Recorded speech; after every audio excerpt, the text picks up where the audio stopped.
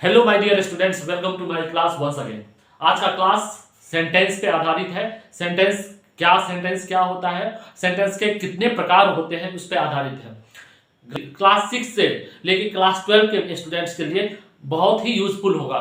ये क्लास 6 से क्लास 12 के स्टूडेंट्स इसका बेनिफिट ले सकते हैं। तो जो मेरे चैनल को पहली बार देख रहे हैं वो मेरे चैनल को जरूर सब्सक्राइब कर दे, और खासकर बिहार बोर्ड के स्टूडेंट्स, क्योंकि इसका मेरा क्लास जो है ना सिंपल लैंग्वेज पे ही बेस्ड रहता है। मैं डिफिकल्ट लैंग्वेज का यूज करता ही नहीं हूँ। सिंपल इंग्लिश सेंटेंसेस का ही यूज होता है मेरे क्लास में। तो मेरे क्लास को देखें और इसका बेनिफिट ले। तो आज देखेंगे सेंटेंस क्या है, सेंटेंस के कितने प्रकार हैं। तो देखेंगे सेंटेंस क्या है। तो सेंटेंस क्या है, sentence is a group of words, यानी सेंटेंस शब्द जो है, वाक्य जो है ना, शब्दों का समूह है जिसका एक कंप्लीट अर्थ निकलता है। यानी a sentence is a group of words that makes a complete sense. ऐसा नहीं कि सेंटेंस जो सही क्रम में लिखा हो और जिसका सही उचित अर्थ निकले, वही सेंटेंस है। यानी a sentence is a group of words put together in a certain order giving complete sense. यानी शब्दों का वह समूह जो निश्चित ढंग से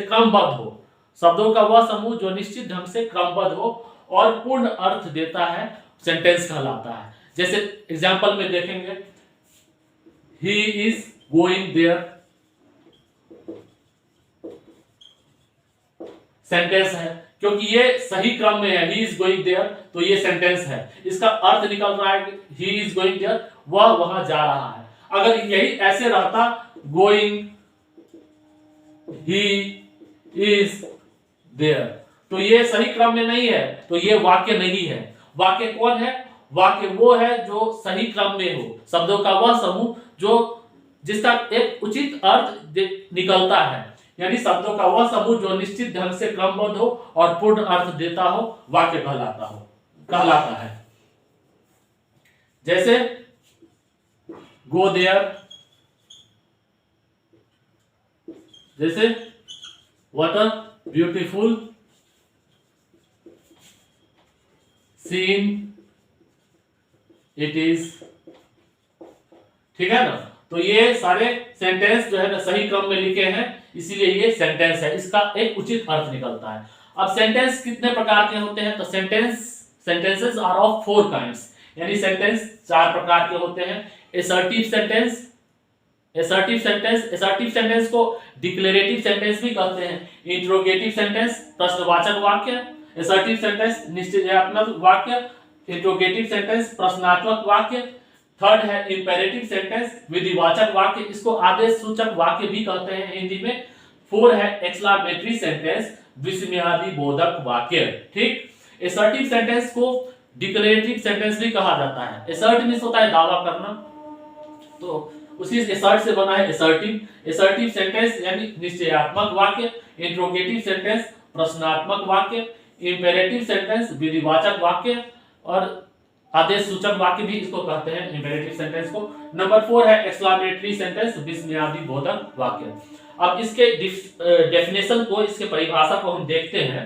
असर्टिव सेंटेंस का डेफिनेशन है a sentence that makes a statement is called N assertive sentence. इस सेंटेंस से कथन का भाव प्रकट हो, जिस स्टेटमेंट जो हमें इंफॉर्मेशन दे रहा है, जो हमें फैक्ट दे रहा है, जो हमें इंफॉर्मेशन देता है, उसको क्या कहेंगे? असर्टिव सेंटेंस कहेंगे या डिक्लेरेटिव सेंटेंस कहेंगे। जैसे फॉर एग्जांपल देखेंगे, असर्टिव सेंटेंस का एग्जांपल देख लेते हैं। जैसे Raman is going to Patna, right. Assertive sentence है, स्टेटमेंट है, Raman is going to Patna, he is a good boy, वह एक अच्छा लड़का है। You are playing football, right. तुम लोग फुटबॉल खेल रहे हो। तो ये सारे असर्टिव सेंटेंस के एग्जाम्पल हैं और देखेंगे इसका एग्जाम्पल।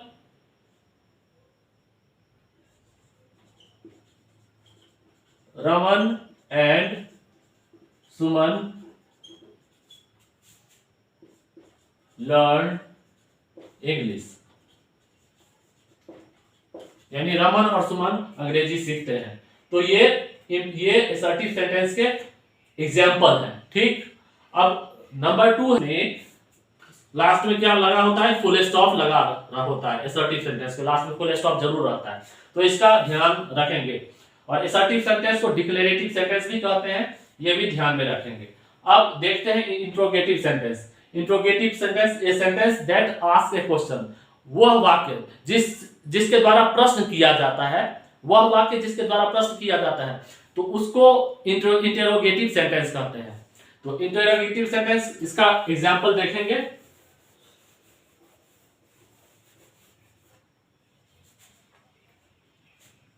इसका एग्जांपल देखेंगे, do you play football,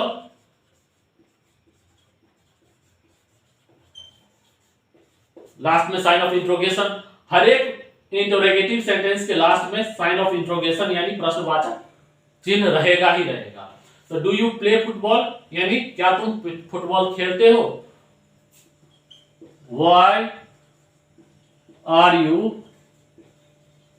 going there, तुम वहां क्यों जा रहे हो। तो ये भी प्रश्न है, इसीलिए ये इंटरोगेटिव सेंटेंस हुआ। जैसे आगे, व्हाट इज योर नेम, तुम्हारा नाम क्या है, ये व्हाट से शुरू है। जैसे आगे, shall we go to Delhi, क्या हम लोग दिल्ली जाएंगे। ठीक है ना। तो इंट्रोगेटिव सेंटेंस में ये ध्यान में रखना है, interrogative sentence interrogative sentence WH word से शुरू होता है, यानी इंट्रोगेटिव वर्ड से शुरू होता है। इंट्रोगेटिव वर्ड्स क्या कौन कौन से हो गए, इंट्रोगेटिव वर्ड्स को देखेंगे।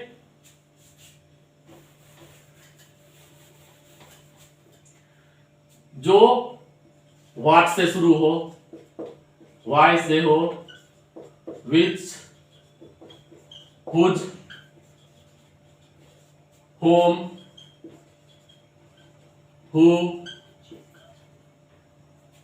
इससे इस इंट्रोगेटिव वर्ड से जो वाक्य शुरू हो तो वो इंट्रोगेटिव सेंटेंस कहलाता है। और किससे शुरू हो, इज से, am, are, was, were, do, does, has, have, had, और सारे मोडाल्स से, जैसे shall, will, can, may,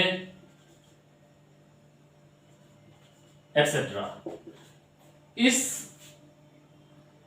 word से, इस इंट्रोगेटिव, इस ऑक्सिलियरी वर्ब से शुरू हो जो सेंटेंस, जैसे इज से, am, are, was, were, do, does, has, have, had, shall, will, can, may, etcetera, ये ऑक्सिलियरी वर्ब या मॉडल ऑक्सिलियरी वर्ब से जो वाक्य शुरू हो, या WH वर्ड्स या इंट्रोगेटिव वर्ड्स से जो वाक्य शुरू हो, वो इंट्रोगेटिव सेंटेंस कहलाते हैं। और इंट्रोगेटिव सेंटेंस WH वर्ड से शुरू होता है, या ऑक्सिलियरी वर्ब से शुरू होता है, या मोडाल से शुरू होता है, और उसके लास्ट में साइन ऑफ इंट्रोगेशन यानी प्रश्नवाचक चिन्ह लगा होता है इंट्रोगेटिव सेंटेंस के लास्ट में। ठीक, मुझको उम्मीद है कि ये समझ में आ रहा होगा सारे स्टूडेंट को।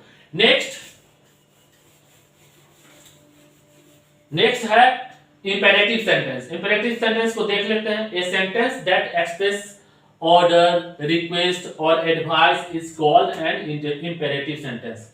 फिर से इंपेरेटिव सेंटेंस का डेफिनेशन देखेंगे। A sentence that expresses order, request और advice is called an imperative sentence.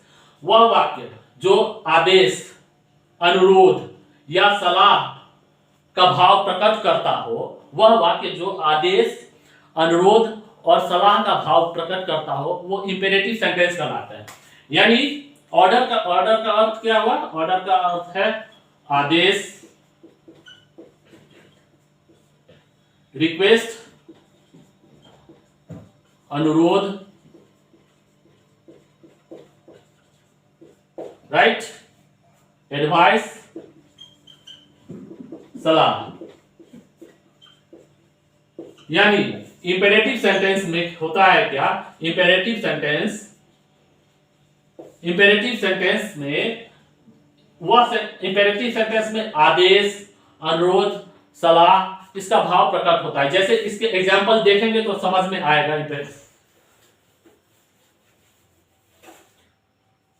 जैसे फॉर एग्जाम्पल, प्लीज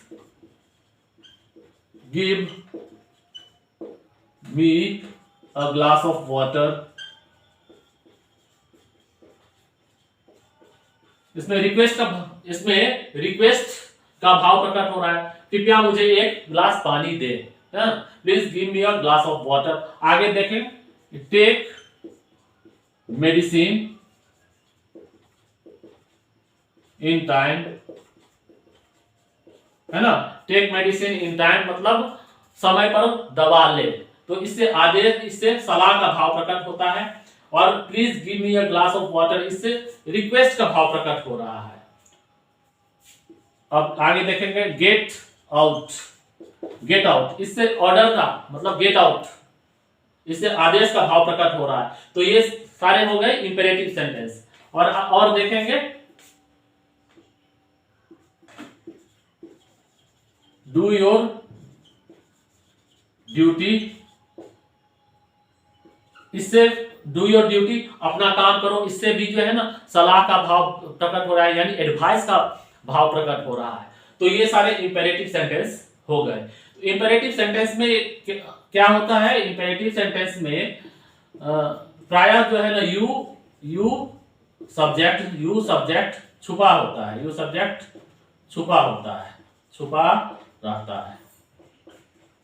और इंपेरेटिव सेंटेंस के लास्ट में भी फुल स्टॉप लगा होता है इंपेरेटिव सेंटेंस में। और यू प्रायः जो है ना यू सब्जेक्ट, इसका यू छुपा होता है, तो ये नहीं। तो इस प्रकार के सेंटेंस इंपेरेटिव सेंटेंस हो गए।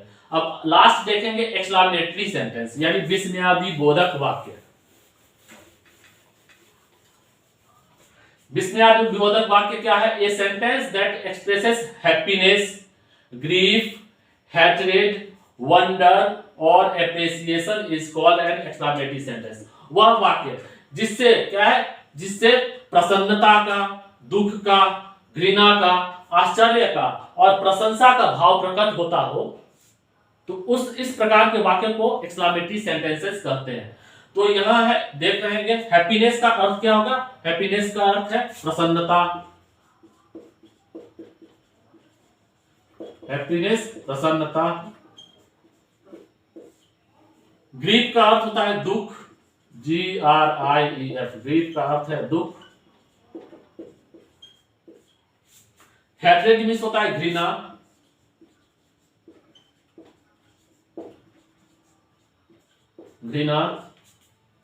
वंडर आश्चर्य,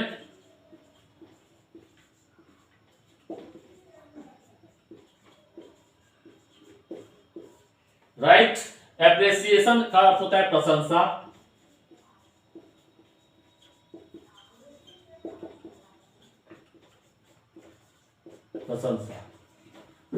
तो जिस वाक्य से प्रसन्नता, दुख, घृणा, आश्चर्य और प्रशंसा का भाव प्रकट होता है, तो इस प्रकार के सेंटेंस को एक्सक्लेमेटरी सेंटेंस कहते हैं।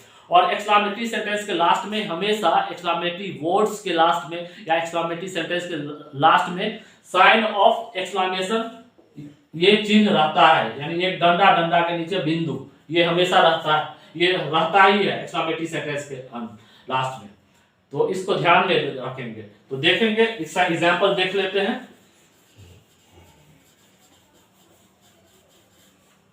एक्सक्लेमेटरी सेंटेंस का एग्जांपल देखते हैं। जैसे, oh no we lost him, इसमें दुख का भाव प्रकट हो रहा है, ओह नो, तो ये एक्सक्लेमेटरी वर्ड हो गए। तो इसके लास्ट में यहाँ पे साइन ऑफ एक्सक्लेमेशन लगा, oh no we lost him, यानी जो जब कोई आदमी अगर मर जाता है तो कहते हैं ना, oh no we lost him, हम लोगों ने उन्हें उसे खो दिया। ठीक, जैसे what a beautiful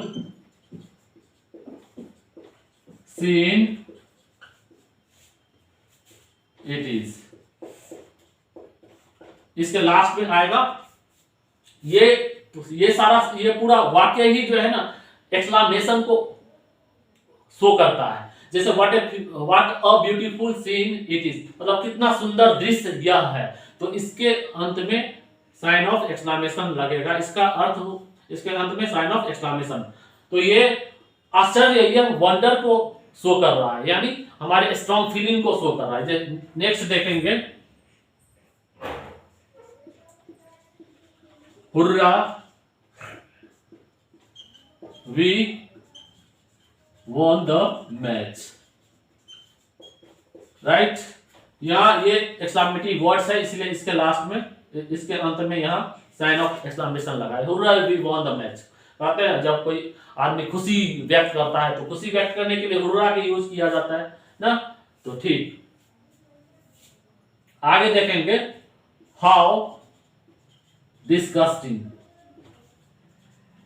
how disgusting, मतलब कितना घृणास्पद है, तो ये घृणा का भाव प्रकट होता है इससे। तो इस प्रकार के वाक्य में, यानी कि एक्सक्लेमेटरी सेंटेंस के लास्ट में जो है ना क्या लगा होता है, साइन ऑफ एक्सक्लेमेशन लगा होता है। तो मुझको उम्मीद है इस तरह के ये जो है ना सेंटेंसेस के प्रकार, सेंटेंस क्या है और सेंटेंस के कितने प्रकार है और इसके डिफिनेशन को आप अच्छी तरह समझ पाए होंगे। एग्जाम्पल की मदद से मैंने आज समझाने का प्रयास किया है। अगर फिर भी किसी स्टूडेंट्स को कोई प्रॉब्लम हो इससे रिलेटेड, तो वो कमेंट बॉक्स में कमेंट कर सकते हैं। और बिहार बोर्ड से रिलेटेड कुछ वीडियो मैंने डिस्क्रिप्शन लिंक में डाल दिए हैं, तो वहां जाके जरूर देख लें। और एग्जामिनेशन पैटर्न के बारे में मैंने बताया है, जो स्टूडेंट्स आगे 2024 में एग्जामिनेशन देने जा रहे हैं इंग्लिश 100 मार्क्स का, तो उसके एग्जामिनेशन पैटर्न के बारे में मैंने बताया है, वो डिस्क्रिप्शन में मैंने डाल दिया है, तो वहां जाके देखें। तो आज के लिए बस इतना ही, धन्यवाद।